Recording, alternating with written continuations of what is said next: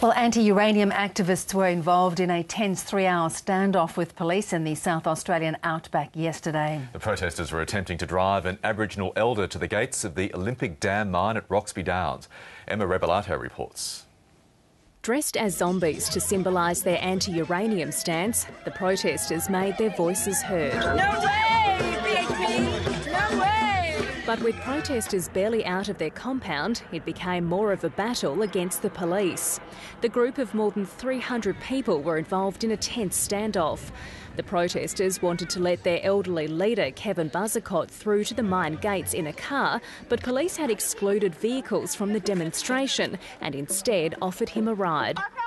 Look, it's insulting.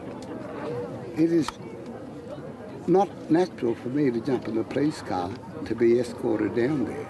The protesters said the car, decorated as a lizard, represented an Aboriginal Dreamtime story from the area. The whole story is about the lizard and about us and about stopping uranium mining and stopping this process where it starts, and the lizard is the mascot and the story.